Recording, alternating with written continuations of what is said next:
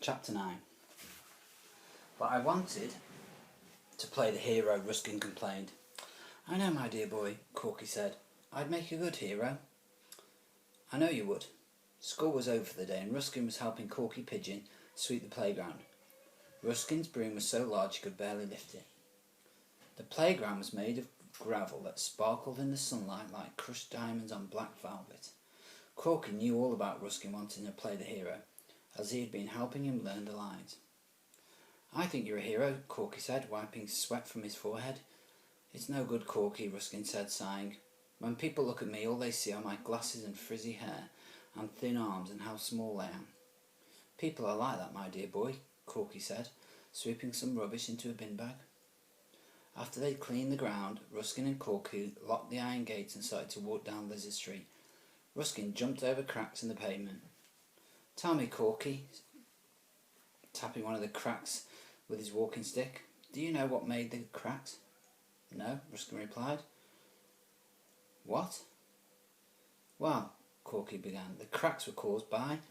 Corky was interrupted by a voice exclaiming, all sparkling and new. The voice belonged to Alvis's dad, Mr. Cave.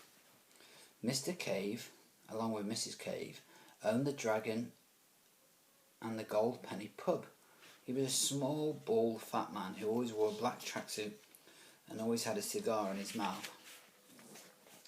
At that moment of exclaiming, all sparkling and new, he was up a ladder and had just finished replacing a broken window. As he spoke, ash fell from his cigar and landed on Ruskin's head.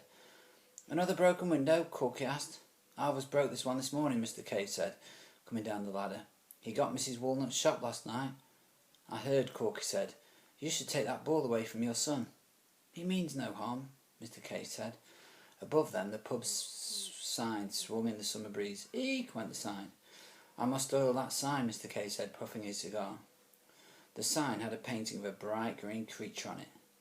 The creature was supposed to be a dragon, and it had a golden penny in its mouth. Mr. Cave looked at the sign and said, It's so hot, the paint is peeling. If we get any rain now, it'll probably wash the sign away altogether. A window opened above them, and Mrs. Cave poked her head out. Where's my Alvy boy? She asked. Mrs. Cave was a small and fat and always wore a black tracksuit. Smoked cigars just like her husband. She always called Alvis her Alvy baby and thought he was the best boy in the world. There she is, Mrs. Cave. And that's the sign. As Mrs. Cave spoke, ash fell from her cigar and landed on Ruskin's head. He's out playing with Sparky, Mrs. Cave, Mr. Cave said. Ash falling from his cigar and landing on Ruskin's head. Alvy, baby, Mrs. Cave called. Ash falling. Alvis, Mr. Cave called. Ash falling. Ruskin looked at Corky and said, We'll have to go. My head's getting too ashy.